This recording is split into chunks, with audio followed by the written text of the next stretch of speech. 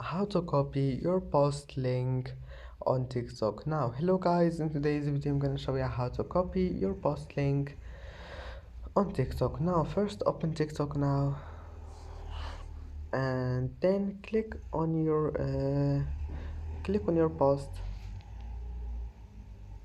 and here you will find this icon.